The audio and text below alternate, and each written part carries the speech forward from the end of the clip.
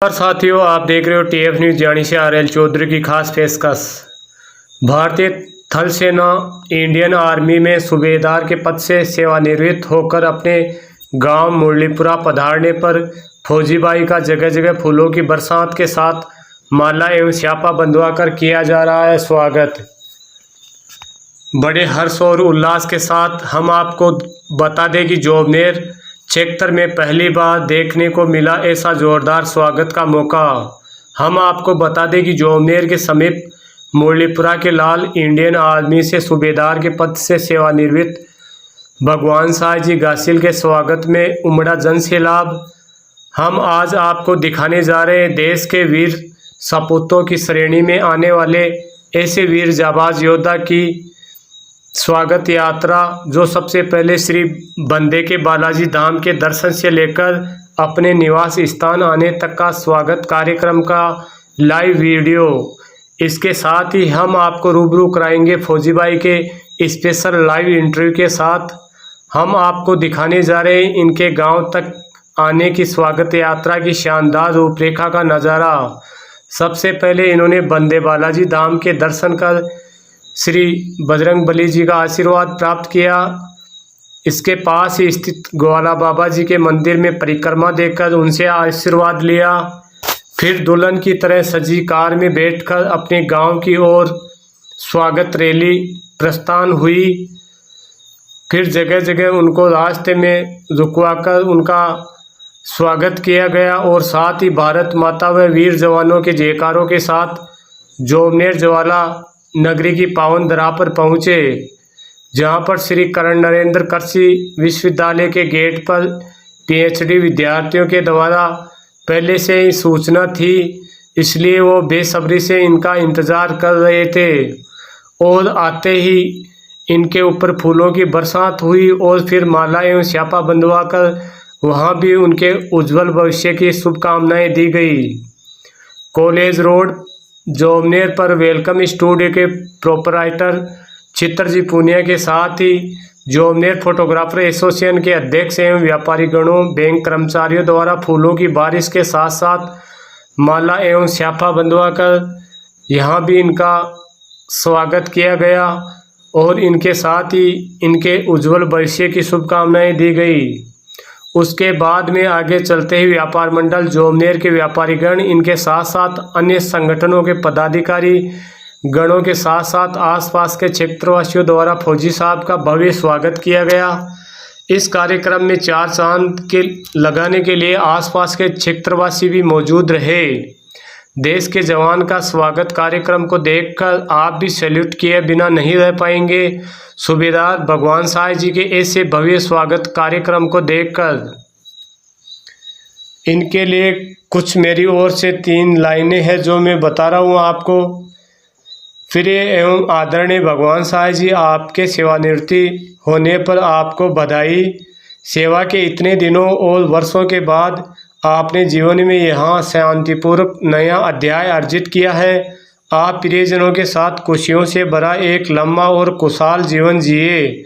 हम आशा करते हैं कि प्रत्येक दिन आपको पूर्णता की भावना प्रदान करे, क्योंकि आपके अपने द्वारा बनाई गई विरासत पर गर्व के साथ पीछे मुड़कर देखते हैं। हो सकता है कि अब आप सक्रिय सैनिक न हो, लेकिन आप अभी भी हमारी नज़र में हीरो हो। आपने अपनी ज़िंदगी का बहुत बड़ा हिस्सा हमें और हमारे देश की रक्षा के लिए समर्पित कर दिया है। हम तहे दिल से आपका शुक्रिया अदा करते हैं। हम कामना करते हैं कि रिटायरमेंट की इस यात्रा पर आपके पास आराम, शांति और रोमांच से भरे कई दिन हो। सेवानिवृत्त होकर अक्सर अंत के रूप में देखा जाता है कि वास्तव में एक शुरुआत है। नई स्वतंत्रता के साथ असीमित संभावनाएं और शानदार यादें बनाने के अवसर आते हैं। जैसे ही आप जीवन में इस रोमांचक अगले चरण की शुरुआत करते हैं, हम सफलता और संतुष्टि के लिए हार्दिक शुभकामनाएं देते हैं आपको। इन सभी वर्षों के कर्तव्य और कड़ी मेहनत ने आपको वह बनाया है जो आप आज है। आप एक मजबूत लचीले व्यक्ति हैं जो अपने मन में जो कुछ भी चाहते हैं उसे हासिल करने में सक्षम है।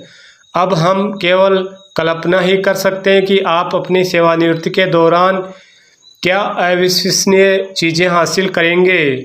कृपया जान लें कि हम आपको जीवन के इस रोमांचक नए अध्याय में प्रवेश करने के लिए शुभकामनाएं देते हैं। सेवानिवृत्त होने की रिटायर होने का मतलब है आगे बढ़ने और अपनी कहानी का अगला पन्ना लिखने का साहस रखना। जब आप इस यात्रा की तैयारी कर रहे हो तो याद रखें कि चाहे आप कितने भी दूर क्यों न हो, हम हमेशा आपके समर्थन और प्रोत्साहन के लिए मौजूद हैं। हम हर दिन आपके अच्छे स्वास्थ्य और खुशी की कामना करते हैं, अभी और हमेशा के लिए। साथियों, हमारा प्यारा हिंदुस्तान का जाबाज सिपाही का स्वागतम यात्रा का वीडियो कैसा लगा, कमेंट्स बॉक्स में अपनी राय ज़रूर लिखें। अच्छा लगे तो लाइक और शेयर करें, साथ ही चैनल को सब्सक्राइब करना ना भूलें। अगले वीडियो में फिर मिलेंगे, तब तक के लिए जय हिंद, जय जवान, जय किसान। नमस्कार साथियों, आप देख रहे हो TF न्यूज़ यानी RL चौधरी की खास पेशकश। आज हम आए राजधानी जयपुर के जोटवाड़ा विधानसभा के अंतर्गत आने वाले जोनेर के जो समीप है मुरलीपुरा गांव। तो यहाँ पर जो आर्मी सूबेदार के पद से सेवानिवृत्त होकर आए हैं भगवान साहिब सिगासी साहब, तो सबसे पहले मैं इस चैनल की पूरी टीम की ओर से इनको हार्दिक धन्यवाद देता हूँ कि इन्होंने जो 28 वर्ष का कार्यकाल बखूबी ईमानदारी और मेहनत के साथ जो देश को समर्पित किया है, उसके लिए देश इनका आगे के लिए गौरवान्वित रहेगा और हम इनके आगे उज्जवल भविष्य की कामना करते हैं। तो ये इनका जो पीछे का 28 साल का कार्यकाल रहा वो किस प्रकार से रहा? बहुत ही अच्छा रहा, थैंक यू। बहुत ही अच्छा रहा और भारतीय सेना जैसी गौरवशाली सेना के साथ जुड़ के उसके साथ काम करना अपने आप में एक सौभाग्यशाली आदमी को काम मिलता है। सेना पैसे कमाने का जरिया नहीं, सेना सेवा का जरिया, और उसी से सेवा भाव से जो जाता है।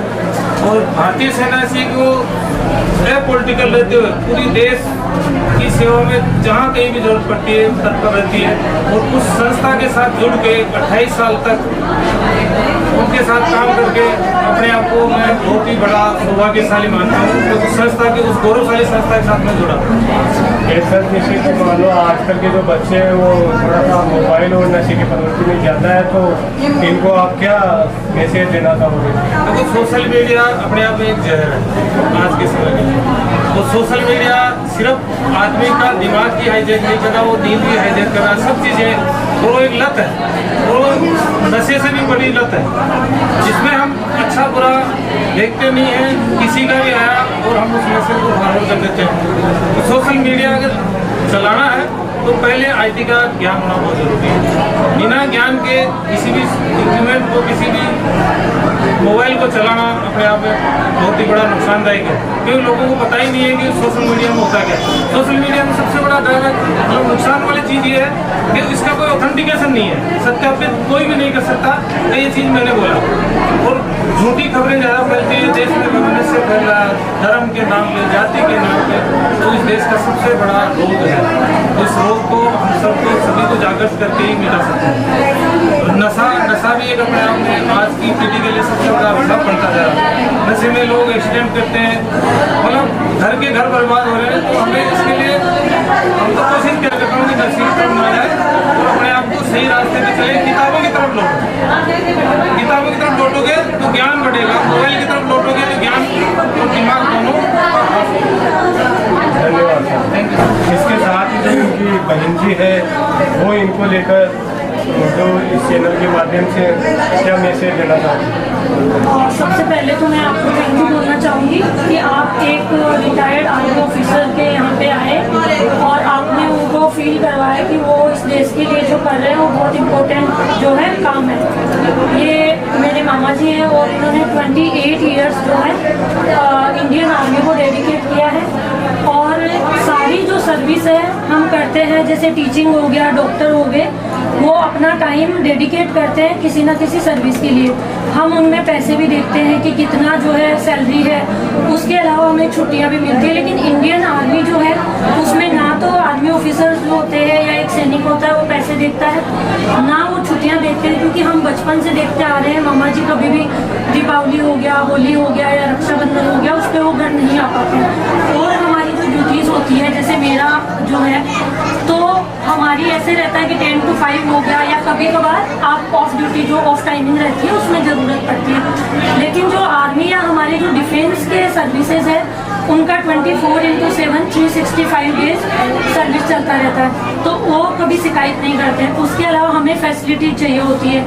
ये बर्फ़ वाली जगह पे भी ड्यूटी करते हैं। एक्सट्रीम टेम्परेचर होता है जैसलमेर, जहाँ पे 50-52 तक टेम्परेचर जाता है, वहाँ पे भी ये बिना किसी एयर कूलर, किसी भी जो हमारी फिजिकल फैसिलिटीज़ हैं उनके बिना सर्विसेज देते हैं। और बर्फ़ जो जगह होती है वहाँ पे खाना, कि आपको कैसा खाना मिल रहा है नहीं मिल रहा है, लेकिन वो अपनी सर्विसेज जो है इस देश के लिए डेडिकेट करते हैं। उसके अलावा हम, जैसे मैं बचपन से देखती आई हूँ, मम्मी बताती रहती है कि शुरू से वो पढ़ाई में अच्छे थे। पहले मेरे नाना जी जो थे वो आर्मी में थे, उनको देख के मामा जी जो है आर्मी में आए। उनके बाद में मेरे जो खुद के ब्रदर हैं वो भी आर्मी में आए।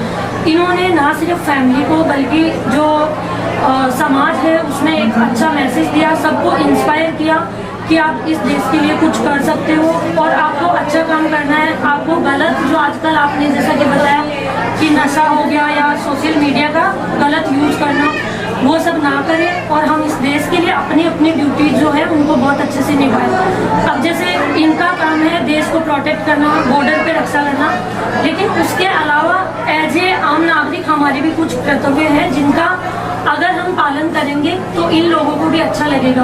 गवर्नमेंट अपना ड्यूटी कर रही है, लेकिन हमें भी जो इंडियन आर्मी के ऑफिसर्स हैं या डिफेंस हमारी जो सर्विसेज है, उनके लिए हमारे कर्तव्य जो है उनको समझना चाहिए और उनको जो इज्जत मिलना चाहिए, जो रेस्पेक्ट मिलना चाहिए, वो हमें देना चाहिए। जैसे कोई सैनिक शहीद होता है तो हज़ारों लोग आते हैं, लेकिन जब कोई सैनिक जैसे आर्मी ऑफिसर्स रिटायर होकर आते हैं तो हमें उनको भी वही सम्मान देना चाहिए कि उन्होंने भी वो एक टाइम जो है वो इंडियन आर्मी को डेडिकेट किया है और उन्हीं की वजह से आज हम यहाँ पे प्रोटेक्ट है, यहाँ हम खड़े होके ये जो खुशनुमा अवसर है उसको हम इंजॉय कर रहे हैं, यहाँ मना पा रहे हैं। क्योंकि मेरे मामा जी आज रिटायर होके आ गए हैं, लेकिन इनके दोस्त या इनके जो जूनियर्स हैं वो बॉर्डर पे अभी भी अपने परिवार से दूर होके और देश की रक्षा कर रहे हैं। इसके अलावा एक चीज़ और है कि वर्क लाइफ बैलेंस और फैमिली बैलेंस, उसको मनाना बहुत मुश्किल होता है, बैलेंस करना कि फैमिली को भी टाइम डेडिकेट करना आपको और आपको सर्विस को भी टाइम देना है। लेकिन इन्होंने वो भी बखूबी किया है, अपने बच्चों को पढ़ाना, उसको आगे बढ़ाना,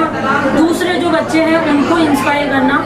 मैं इनको कॉन्ग्रेचुलेट करना चाहती हूँ। प्लस मुझे ये उम्मीद है कि जैसे इन्होंने हमें बचपन से इंस्पायर किया है, यहाँ तक पहुँचाया है और अभी भी रिटायर होने के बाद हम सोचते हैं कि अभी उनकी ड्यूटी जो है वो ख़त्म हो गए हैं, लेकिन वो एक नई लाइफ का शुरुआत होता है। फैमिली के लिए वो ज़्यादा टाइम देंगे, आगे जो भी टाइम रहेगा उसमें भी इधर समाज में या आसपास के एरिया में जितना इनसे हो सकेगा, मुझे उम्मीद है कि वो अपना पूरा टाइम देंगे। हमें भी आगे भी इंस्पायर, अच्छे जो इनके गुण हैं वो लेके हम आगे बढ़ना चाहते हैं। और मैं जो यूथ है उनसे ये बोलना चाहती हूँ कि जैसे इन्होंने उस टाइम में सर्विसेज देश को डेडिकेट किया है जब ना फ़ोन होते थे, ना जो आपके लेटर होते हैं, वो भी ऐसा नहीं है कि आज भेजा आप 4 दिन में पहुँच गया। तो आज हमारे पास जो फैसिलिटीज़ है, आज हमारे पास फ़ोन है, हम फैमिली से बात कर सकते हैं, तो हम ज़्यादा से ज़्यादा इस देश के लिए अपने कर्तव्यों का पालन करके आगे बढ़े और हमारी जो फैमिली में या हमारे समाज में जो ऐसे लोग हैं उनको हम रेस्पेक्ट दें और उनसे इंस्पायर होकर अच्छे काम करें। जैसे हम अगर ट्रेन में जा रहे एक आर्मी ऑफिसर है, उनको किसी भी वजह से अगर सीट नहीं मिला है, वो ट्रैवल कर रहे हैं, तो आप उनको सीट प्रोवाइड कर सकते हैं।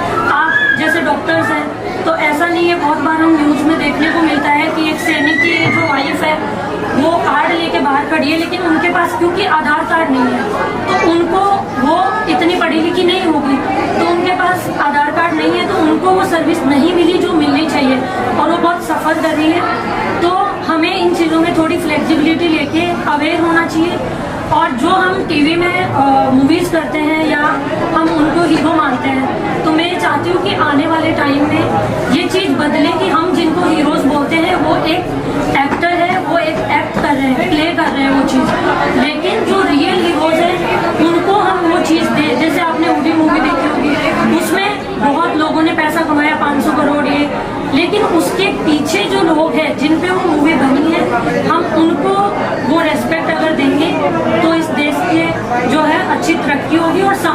एक अच्छा मैसेज जाएगा। Thank you.